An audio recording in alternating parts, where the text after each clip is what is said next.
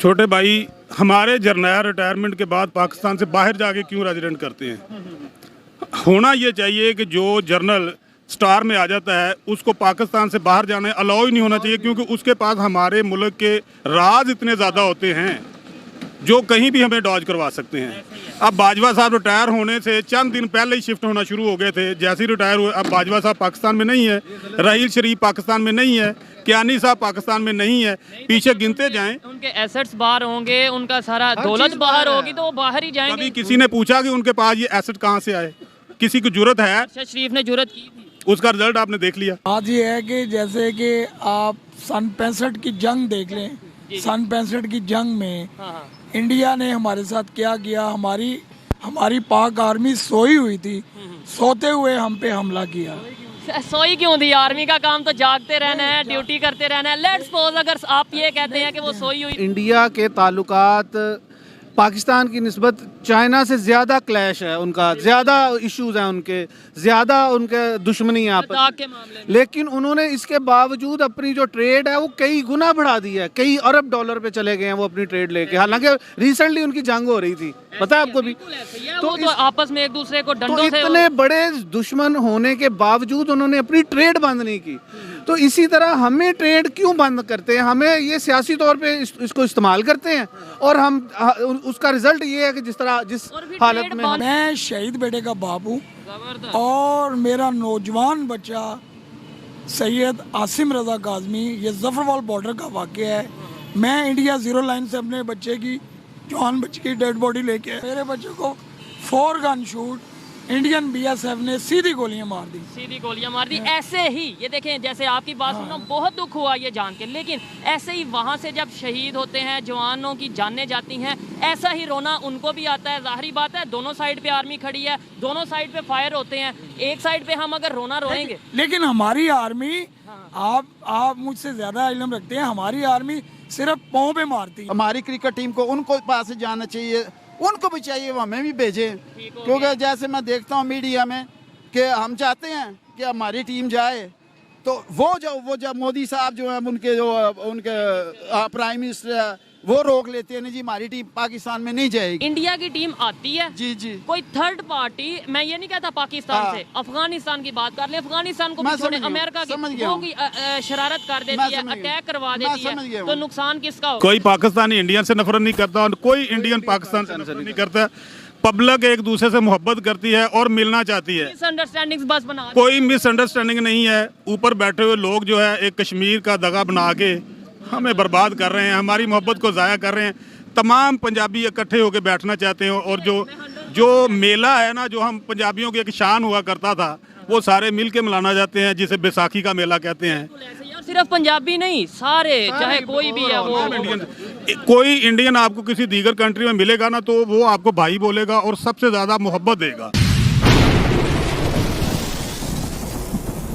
जी तो दोस्तों, मैं हूं सुहेब चौधरी और आप देख रहे हैं मेरा और आपका YouTube channel real entertainment TV. इस टाइम जो पाकिस्तान की कंडीशन है, इस कंडीशन में इंडिया के साथ रिलेशन बेहतर करना पाकिस्तान की मजबूरी है। ये मेरा कहना नहीं, बल्कि सीनियर एक्स आर्मी ऑफिसर ने ये सजेशन दी है पाकिस्तान की गवर्नमेंट को, जिसमें उन्होंने ये बोला है कि अगर हम डिप्लोमेसी से काम नहीं ले पा रहे तो फिर ट्रैक 2 डिप्लोमेसी से काम लेना चाहिए, जिसमें हमें पीपल टू पीपल कनेक्शन बेहतर करने की जरूरत है, जिसमें हमें मीडिया के थ्रू पॉजिटिव मैसेजेस देने की जरूरत है, जिसमें ट्रेड ओपन करने की जरूरत है। इसी वाले से पाकिस्तान की पब्लिक से बात करेंगे कि आखिर क्या वजह है कि आज आर्मी के एक्स ऑफिसर भी ये स्टेटमेंट देते नजर आ रहे हैं कि इंडिया से रिलेशन बेहतर कर लो। पाकिस्तान की पब्लिक इस हवाले से क्या राय रखती है, यूथ इस हवाले से क्या राय रखती है, जानेंगे इस वीडियो में। जो मेरी पर्सनल ओपिनियन है वो मैं आपको बताऊंगा वीडियो के लास्ट में। चलते हैं वीडियो की तरफ और मिलते हैं वीडियो के बाद। अस्सलाम वालेकुम।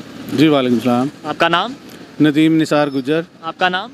असलम बुल्लर। असलमुल्ला। जिस टॉपिक पे वीडियो रिकॉर्ड कर रहा हूँ वो ये है कि अतर अब्बास जो कि एक्स आर्मी ऑफिसर हैं पाकिस्तान के और अभी डिफेंस एनालिस्ट हैं, उन्होंने रिसेंटली स्टेटमेंट दिया जो इस टाइम पाकिस्तान की मौजूदा सूरत हाल है, इसे देखते हुए इंडिया के साथ तल्लुकात बेहतर करना, डायलॉग्स करना पाकिस्तान की मजबूरी है। आप इसके ऊपर क्या कहना चाहेंगे? देखिए जी, मुज़ाकरात के जो दरवाजे हैं ना वो कभी बंद नहीं करने चाहिए, चाहे दुश्मन हो, दोस्त हो, किसी के साथ भी। जितने भी हमारे नेबर्स कंट्री हैं सबके साथ हमारे मुज़ाकरात के दरवाजे खुले रहने चाहिए। और इस टाइम तो बहुत ज़रूरी है कि हम अपने अंदरूनी हालात को मद्देनज़र रखते हुए हम अपनी खारजा पॉलिसी को मजबूत करें। जितनी हमारी खारजा पॉलिसी मजबूत होगी हम उतने ही स्ट्रॉन्ग होंगे और उतना ही हम अपने अंदरूनी मामलात को जल्दी सॉर्ट आउट कर लेंगे। आप इसके ऊपर क्या कहना चाहेंगे कि इस टाइम जो हमारी कंडीशन है, ना सिर्फ इंडिया, दूसरे अफगानिस्तान की बात कर लें, हम ईरान की बात कर लें, इस्लामिक कंट्रीज़ हैं वो, तो उनके साथ भी हमारे रिलेशन उस तरीके से बेहतर होते नज़र नहीं आ रहे। इवन चाइना के साथ रिलेशन ख़राब, रिसेंटली उन्होंने अपनी एम्बेसी को वक्ती तौर पर क्लोज़ किया था पाकिस्तान में। क्या कहना चाहेंगे आप?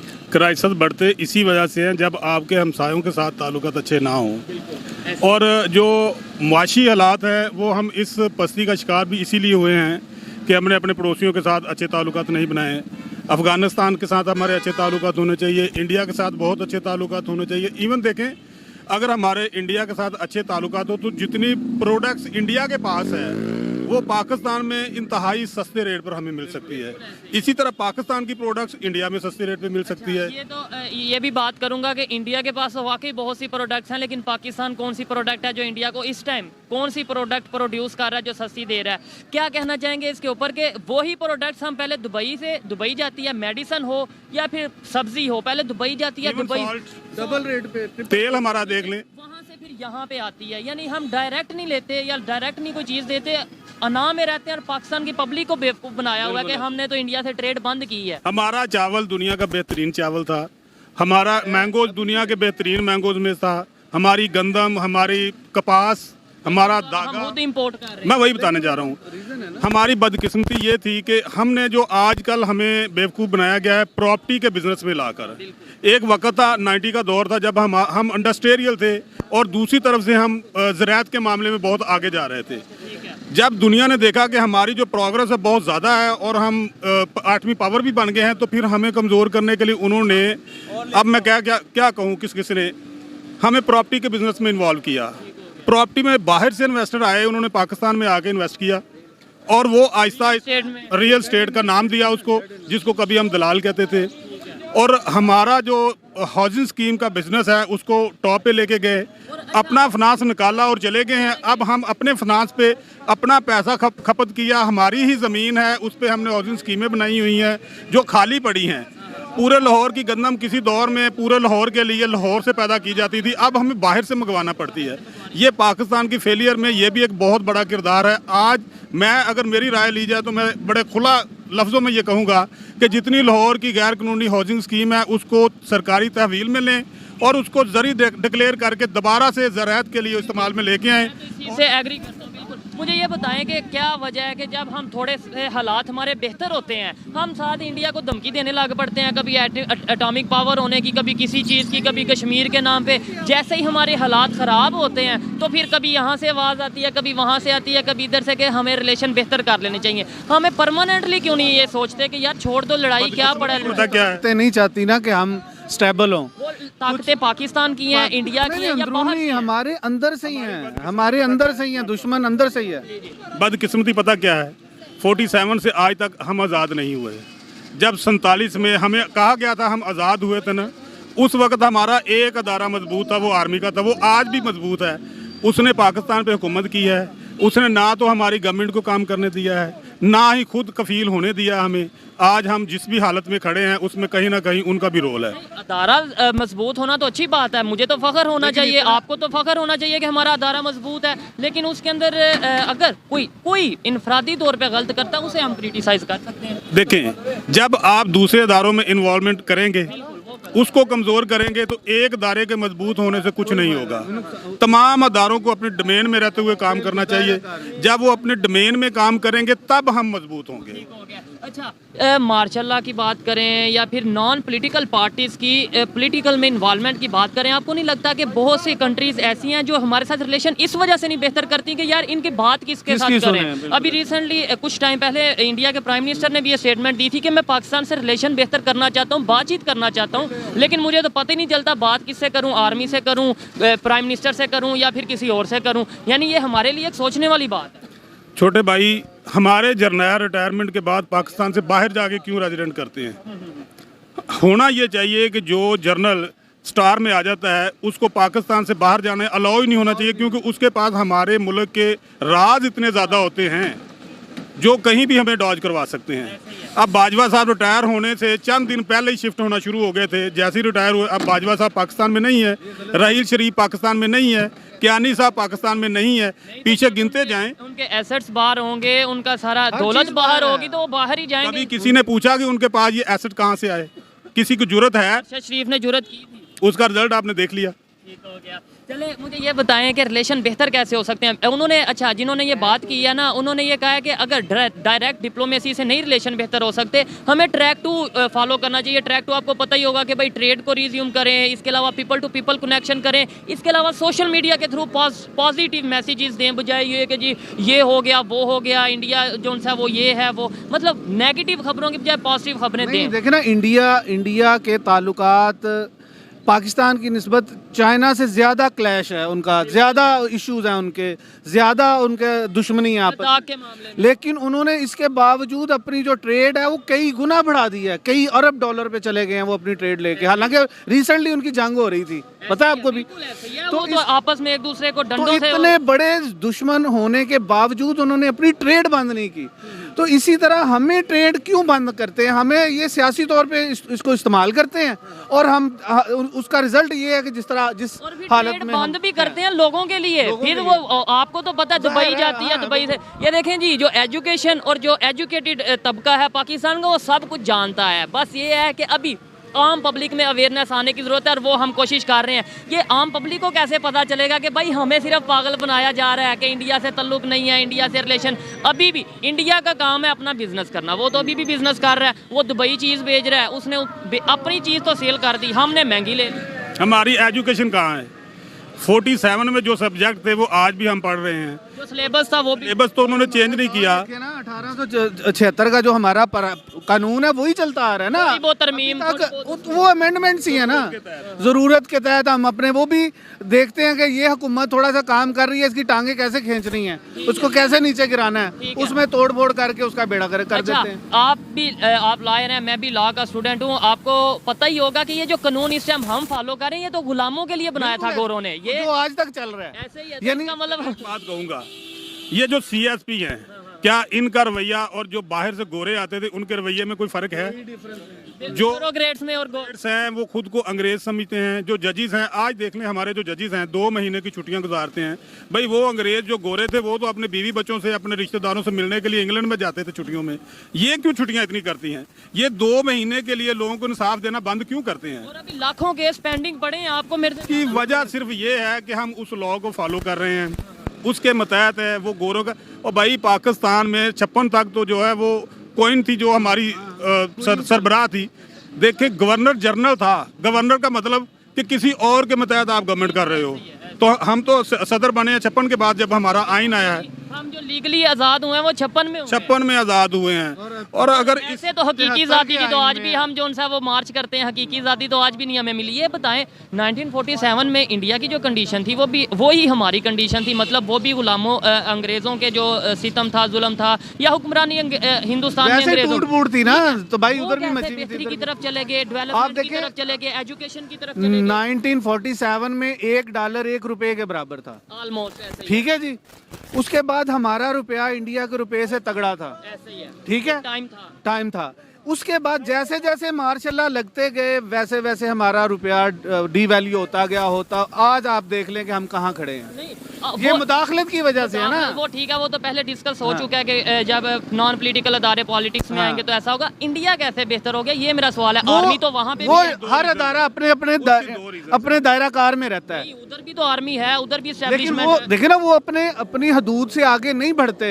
उनके चीफ साहब ने भी अगर वजीर आजम से मिलना है तो वो वजीर दिफा को मिलता है पहले, उससे टाइम लेता है। फिर इधर तो हमारे वजीर आजम और प्रेसिडेंट साहब जाके GHQ उधर जा मिलने जाते हैं। ये चीजें थोड़ी सी हैं जिसको थोड़ा सा लाइन अप करना पड़ेगा। आप कहते 2 रीजन है, कौन सी 2 रीजन है आपने बताया? उसमें 2 रीज़न। एक तो जब ये पार्टीशन हुई थी तो एक बड़ा जो बिजनेस तबका था वो इंडिया में रह गया था। दूसरी बात, जो पाकिस्तान के एसेट थे वो उस वक्त पाकिस्तान को डिलीवर नहीं हो सके, तो वो डे फर्स्ट से ही खुद को मजबूत करना उन्होंने शुरू कर दिया था। मैं आपकी इस बात से डिसएग्री करता हूँ। इन्होंने भी बोला है कि इकॉनमी मतलब हमारी करेंसी मजबूत थी, हम डॉलर के बराबर चल रहे थे, जो भी है एसेट जितने भी आए उस टाइम हमारी इकॉनमी भी हमारी करेंसी कैसे मजबूत हो गई। ये कह रहे हैं कि भाई उन्हें एसेट नहीं बेहतर थे, हम इंडिया से बेहतर थे। उसकी रीज़न ये है कि जो डॉलर की खपत है ना उस वक्त इतनी ज़्यादा नहीं थी। ये तो 60-70 के बाद जाके डॉलर में हमने जब गाड़ियाँ खरीदना शुरू की, जब हमने इलेक्ट्रॉनिक चीज़ें खरीदना शुरू की, तो तब डॉलर की खपत शुरू हुई। उससे पहले तो रुपए में खरीदो फरोख्त होती थी। अगर डायरेक्टली कहा जाए तो हम अमेरिका की गुलामी में चले गए और उन्होंने अपनी बात ये है, जब तक हम डॉलर को अबे करते रहेंगे हम छितर खाते रहेंगे और हम कभी भी तरक्की नहीं कर सकते। जब हम एक नई करेंसी या कम से कम अपनी करेंसी को मजबूत करने जाएंगे या अपने अंदर खुददारी पैदा करेंगे और जो दगाबाजी से पैसा कमाने के बजाय मेहनत से पैसा करेंगे, जब हम अपनी इंडस्ट्री को मजबूत करेंगे। देखें बांग्लादेश, आपने इंडिया का तो कह दिया कि हमें एसेट नहीं मिले, बांग्लादेश की तो ये लॉजिक नहीं है। पाकिस्तान की टोटल इंडस्ट्री इंडिया में बांग्लादेश में शिफ्ट हुई है। क्यों शिफ्ट हुई है? वहाँ पर माहौल साजगार दिया गया। अगर यहाँ पर बिजनेसमैन को मौका दिया जाए और बिजनेसमैन को जो टैक्स फ्री किया जाए और उसमें सहूलत फैसिलिटेट किया जाए और वो बिजनेस को दोबारा रीशेड्यूल करेंगे, फैक्ट्रियाँ चलेंगी, लोगों को रोजगार मिलेगा, हम खुद ब खुद स्टैब्लिश होना शुरू हो जाएंगे, हमारी इकानमी मजबूत होना शुरू हो जाएगी और एक वक्त आएगा अल्लाह के फजल से ये पाकिस्तान का डंका जो पूरी दुनिया में बजेगा। लास्ट में मैं ना डेली बेसिस पे इंटरव्यूज़ करता हूँ और बहुत ज़्यादा वकीलों के इंटरव्यू मैं करता हूँ क्योंकि यहाँ पे वकील मौजूद बहुत होते हैं। लास्ट में मुझे ना इंडिया से जो लोग देखने वाले हैं, बहुत से लोग देखने वाले हैं, उनके लिए कोई मैसेज के कोई एजुकेटेड बंदा मैसेज दे रहा है इंडिया वालों को कि आप नफरत करते हैं, मोहब्बत करते हैं या जो भी सोचते हैं आप इंडिया। कोई पाकिस्तानी इंडियन से नफरत नहीं करता और कोई इंडियन पाकिस्तान से नफरत नहीं करता। पब्लिक एक दूसरे से मोहब्बत करती है और मिलना चाहती है। मिसअंडरस्टैंडिंग्स बस बना, कोई मिसअंडरस्टैंडिंग नहीं है। ऊपर बैठे हुए लोग जो है एक कश्मीर का दगा बना के हमें बर्बाद कर रहे हैं, हमारी मोहब्बत को ज़ाया कर रहे हैं। तमाम पंजाबी इकट्ठे होकर बैठना चाहते हैं और जो मेला है ना, जो हम पंजाबियों की एक शान हुआ करता था, वो सारे मिल के मनाना चाहते हैं, जिसे बैसाखी का मेला कहते हैं। सिर्फ पंजाबी नहीं, सारे चाहे कोई भी है वो कोई इंडियन आपको किसी दीगर कंट्री में मिलेगा ना तो वो आपको भाई बोलेगा और सबसे ज़्यादा मोहब्बत देगा। इसी तरह से पाकिस्तानी भी, अगर हम इतनी मोहब्बत एक दूसरे से करते तो हम क्यों जंग लड़ेंगे? और एक कश्मीर के इशू को रिजॉल्व करते तो हमारा इंडिया के साथ तनाज़ा है क्या? इसको ख़त्म किया जा सकता है। दोनों गवर्नमेंट ने इसको एक इशू बनाया हुआ है, इशू है नहीं बेसिकली। हर की बात से तो मैं 100% एग्री करता हूं। हर चीज का सलूशन टेबल टॉक है।